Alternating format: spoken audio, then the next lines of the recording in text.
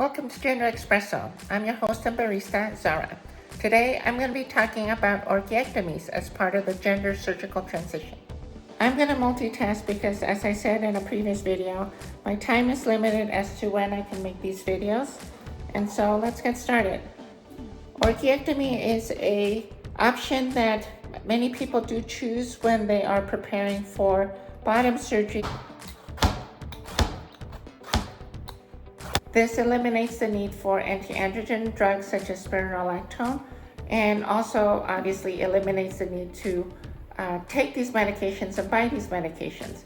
It also buys them time to figure out what their next step is. Orchiectomy can be the only procedure that someone wishes in their surgical transition, and that's what makes them complete, so that's great.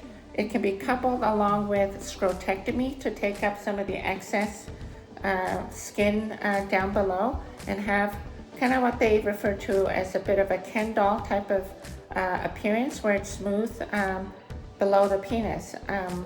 But that is an option. The only drawback about having scrotectomy as part of the orchiectomy process is that it severely eliminates the surgical options if someone wishes to proceed down the road to vaginoplasty or vulvoplasty. Most patients want orchiectomy because they're not quite ready to have vaginoplasty or vulvoplasty, and that's completely fine.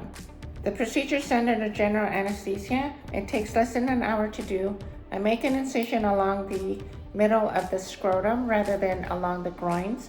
I think that approach is fine, but it does leave scars up on the groin side or where the mons is that are unnecessary in my opinion. So making the incision in the middle of the scrotum doesn't burn any bridges or damage any of the tissue for future bottom surgical options.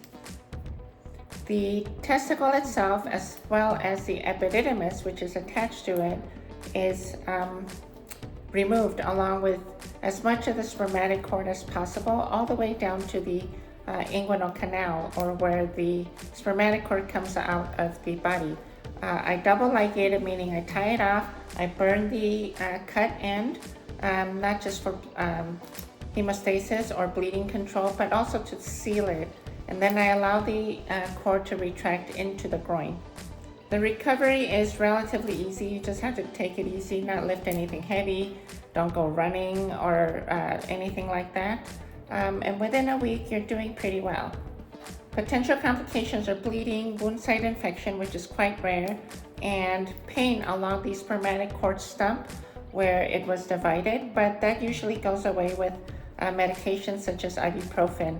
I've only had very few cases where patients had quite severe pain in the groin area, again along the cut end of the spermatic cord, but it does go away. They may need a little bit more aggressive pain control, but it always goes away. It's not a permanent thing. And since I removed the major source of testosterone, patients may report, at least temporarily, that they have lower levels of energy, decreased libido, and may find it hard to have erections if they were having them at all to begin with after the medical transition portion.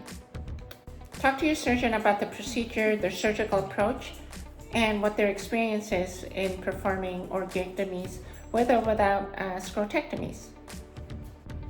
People are asking me, what in the world am I doing? Again, it is Thanksgiving time, and so I'm preparing the brine for the turkey and a whole chicken that we're gonna throw into the fryer after the turkey goes in. Thank you for visiting my channel. Cups up, my queers. Take care. Love yourselves. Bye.